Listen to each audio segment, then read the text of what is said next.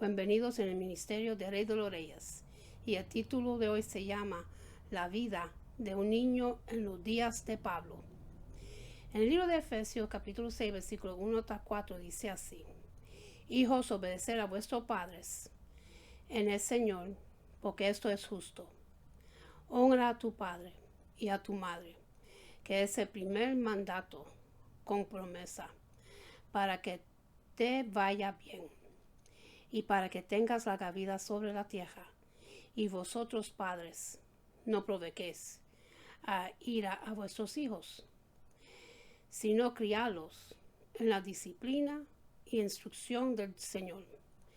Después de establecer en los versículos 1 hasta 3 el deber que tienen los hijos de obedecer y respetar la autoridad de sus padres, ahora en el versículo 4, Pablo se dirige a los padres y los instruye en cuanto al ejercicio de su autoridad para con sus hijos. Y lo que Pablo dice aquí acerca de este asunto es algo sobrependiente y chocante, porque en el momento que Pablo escribe esta carta, el concepto de paternidad que se tenía en ese tiempo, los padres tenían una autoridad casi total.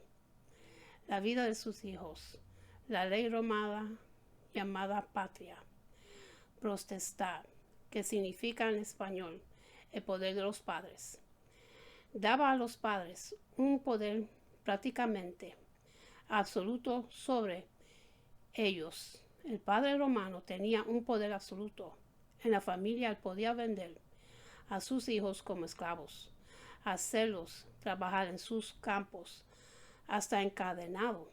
Podía disponer de la ley a su antojo, porque ésta estaba en sus manos. El padre romano podía castigar como le parecía, hasta los extremos de darle pena de muerte. Un padre podía quitarle la vida a su hijo y nadie podía decirle nada. Ese era su derecho, su patria potestad. Era costumbre en aquellos días colocar el recién nacido a los pies del padre.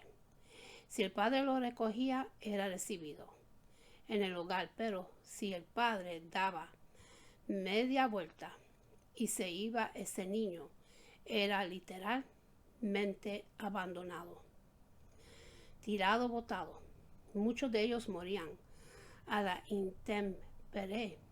Otros eran tomados y llevados a un lugar llamado el foro, donde eran vendidos como esclavos.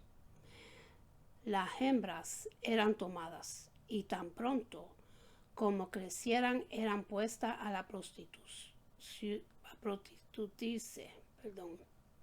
La vida del niño en los días de Pablo no tenía valor alguno.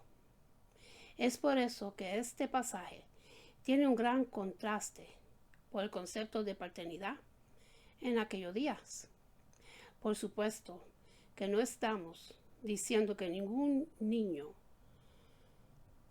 amará a sus hijos. Lo que sí es cierto que los niños no tenían mucho valor y la ley romana daba toda autoridad a sus padres de poder hacer con ellos como quisieran. El balance que la Biblia presenta en este texto es muy extraordinario y revolucionario. Para esa época en la que fue escrita, muchos de los jóvenes y niños que hoy desprecian el Evangelio, endurecido sus corazones, no tienen ni idea de los beneficios indirectos que han cosechado en virtud de ese Evangelio y en virtud de ese Salvador, que hoy rechazan. De hecho, en medida que la sociedad se ha ido apartando del Evangelio, la vida humana ha perdido su valor. La cantidad de abortos que se practican en los Estados Unidos es vergonzosa y alarmantemente millones de niños son asesinados antes de nacer en muchos de América, amparados en la ley. Así como en la antigua romana, ahora los hijos es un bien que se puede llegar a disponer a nuestro antojo. Si no quieres tener al niño, aborta, ese es tu derecho. Debemos de tener en cuenta que la Biblia no refiere la potestad de la vida sobre otro ser humano. Para Dios, la vida de un niño es extremadamente valiosa. Por eso nos manda a tener sumamente cuidado de la manera en que que tratamos a nuestros hijos. El balance de la Biblia en el hogar es que los hijos deben de obedecerle, respetar y honrar a sus padres, porque la autoridad de ellos le fue conferida por Dios. Dios se le otorgó, pero al mismo tiempo los padres deben de exigir su autoridad adecuadamente para que no abusen de ella o lo descuiden. Ambos extremos son fatales para el sano desarrollo de nuestros hijos. Si queremos criar a nuestros hijos con su sabiduría, deberíamos ir al manual divino y amparados en el poder y la gracia de Dios. Hacer lo que ahí dice, de lo contrario no esperan muchas amarguras como padre y a nuestros hijos, una vida desgraciada y infeliz. En el libro de Proverbios capítulo 10, versículo 1 dice así: los proverbios de Salomón, el hijo sabio alegra al padre, pero el hijo necio es tristeza para su madre. Proverbios capítulo 15, versículo 5. El necio rechaza la disciplina de su padre, mas el que acepta la reprensión es prudente. Proverbios capítulo 17, versículo 25 dice así: el hijo necio es pesadumbre de su padre y amargura para la que lo dio a luz.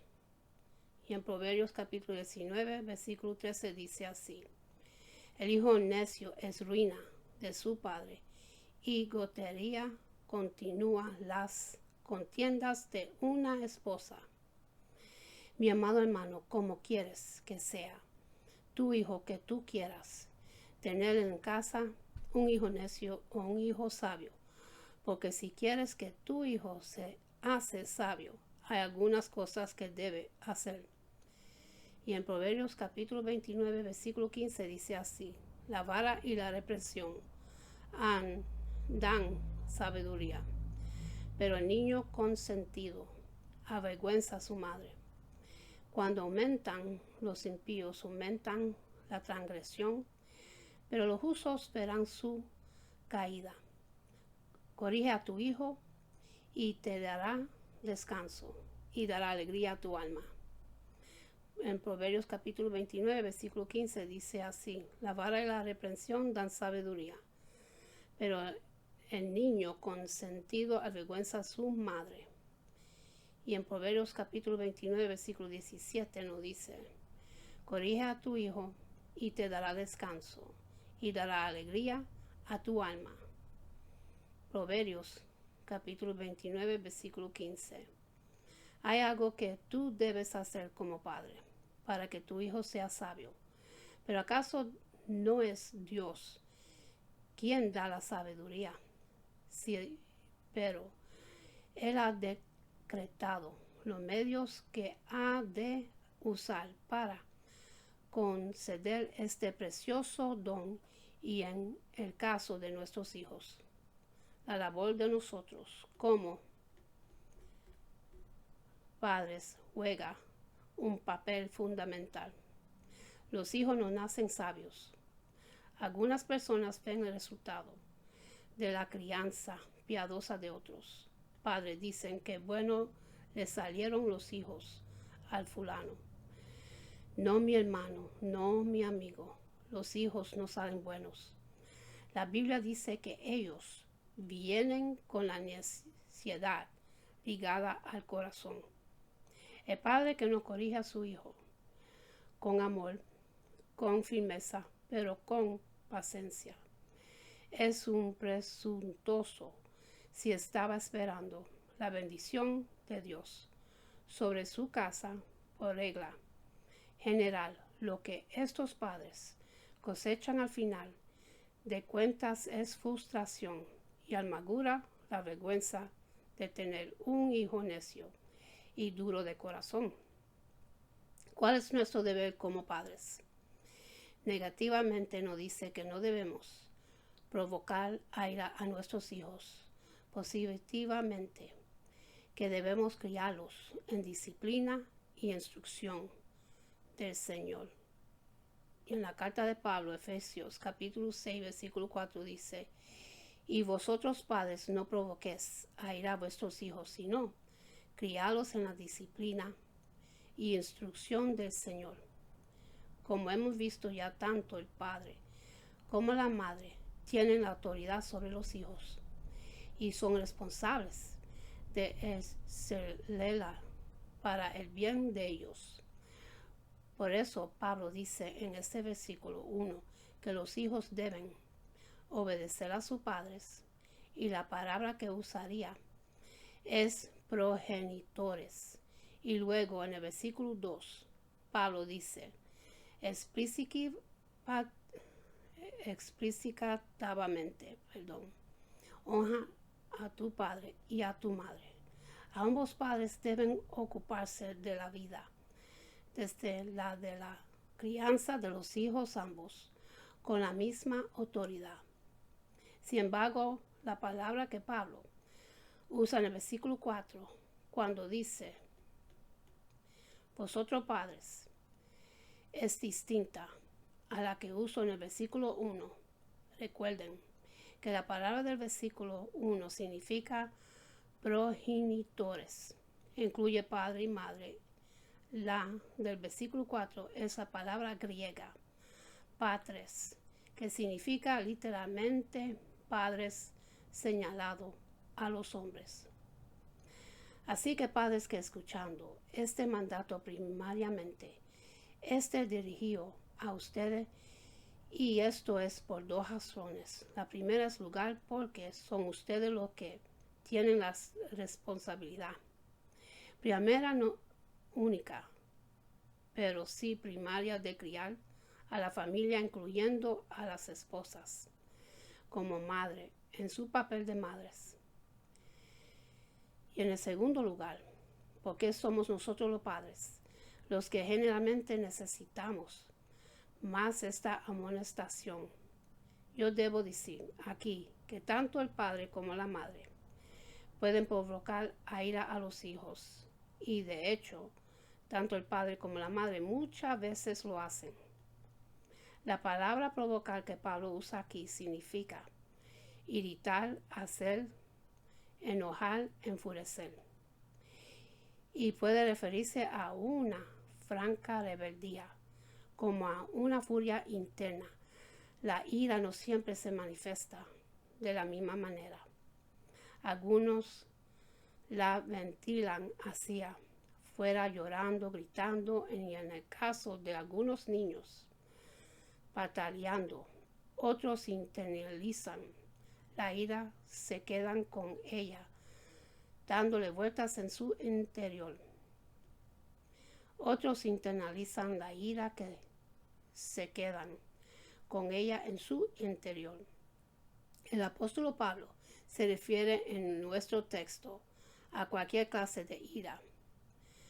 Si un hijo se haría contra su padre, y ya sea abierta o encubiertamente, ese hijo está pecando gravemente contra Dios, porque eso es una violación al quinto mandamiento.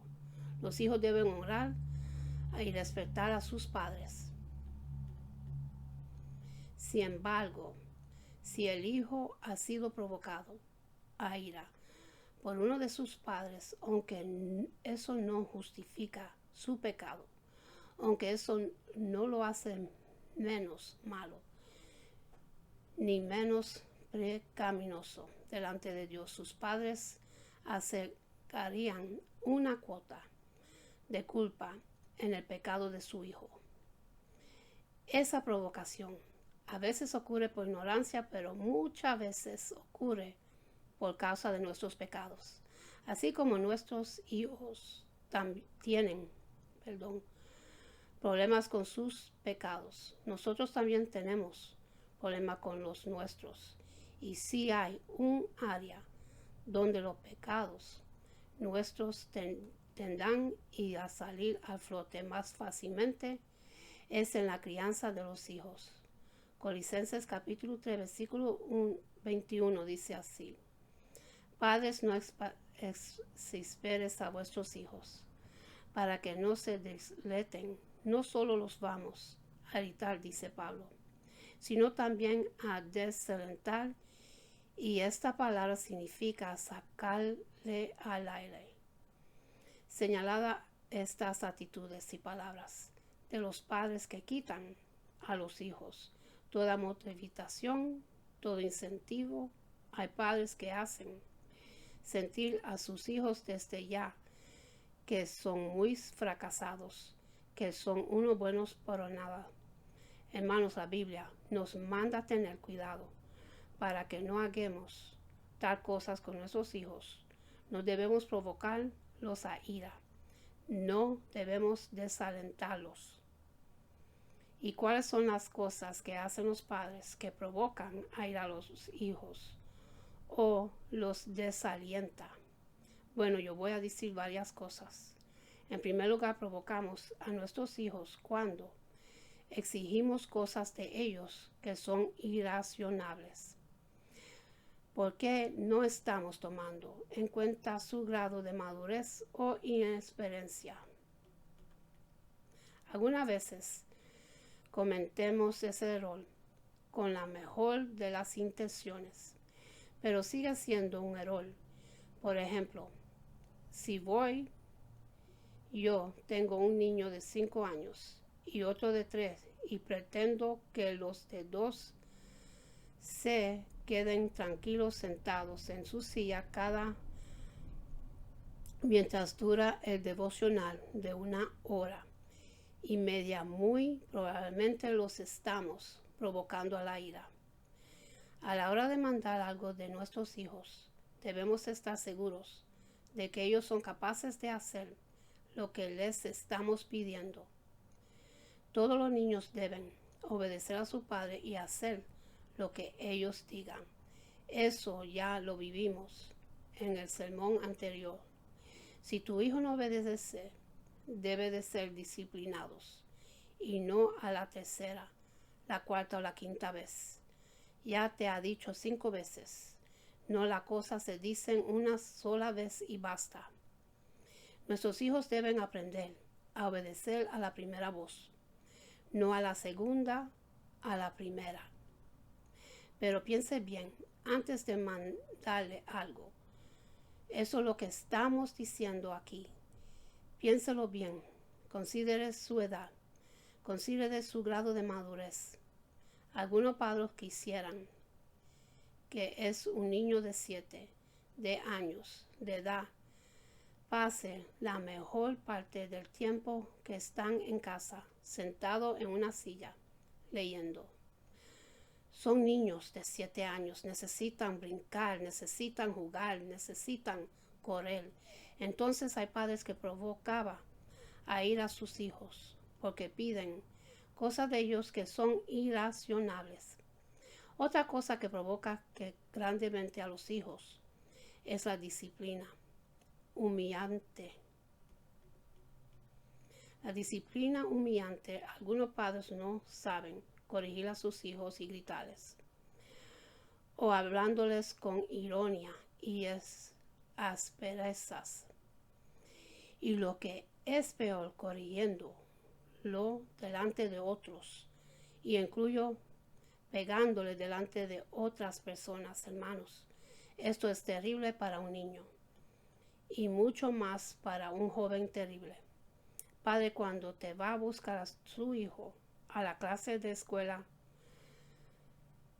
o al colegio por la mañana, no le pregunta al profesor delante de los otros padres cómo se comportó su hijo, porque se está arriesgando que delante de los otros padres le digan cosas desagradables.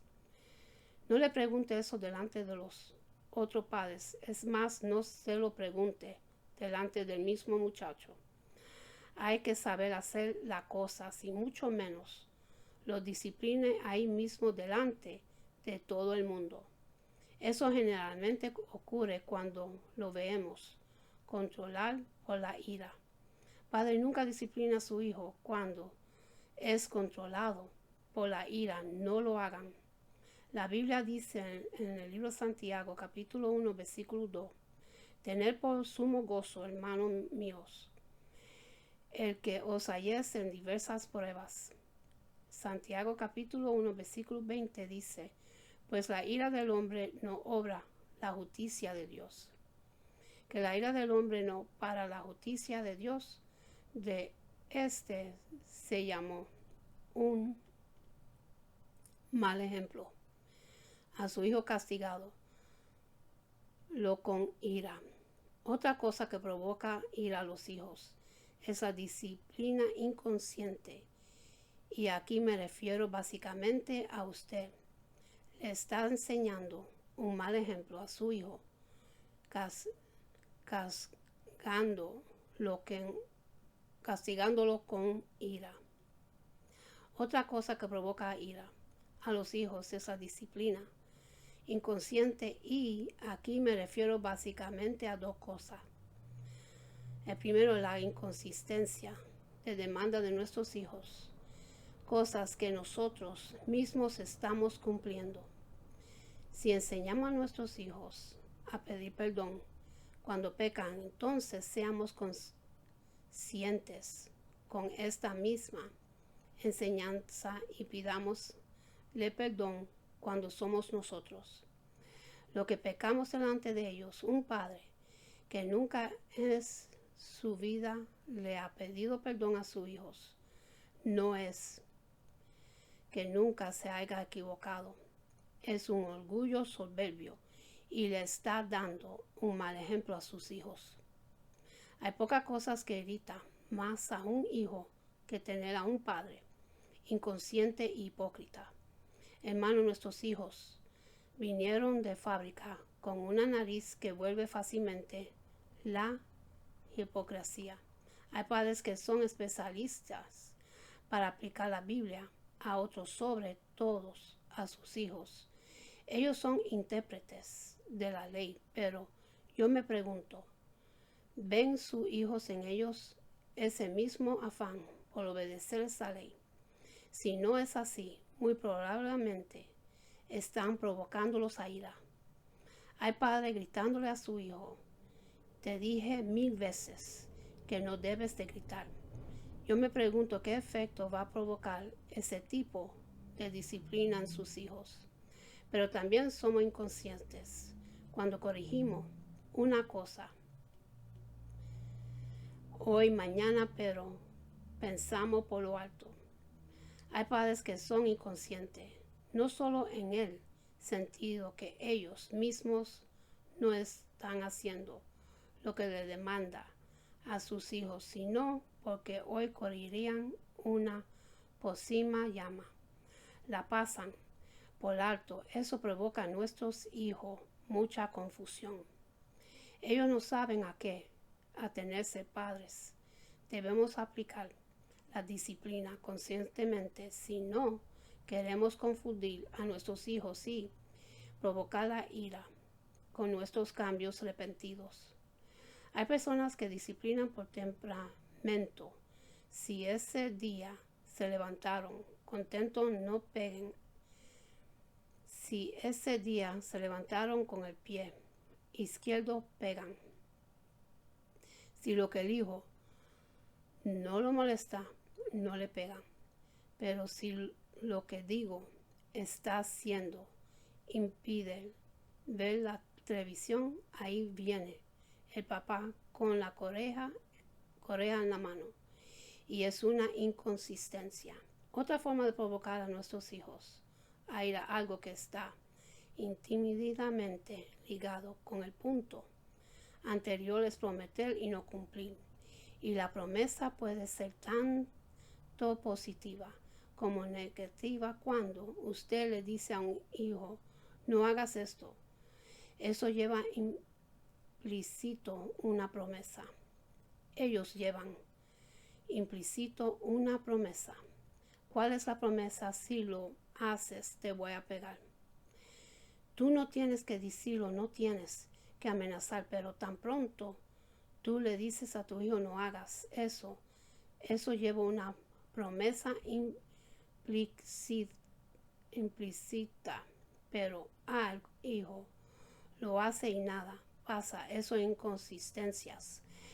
Esto es promete y no cumplir positivamente.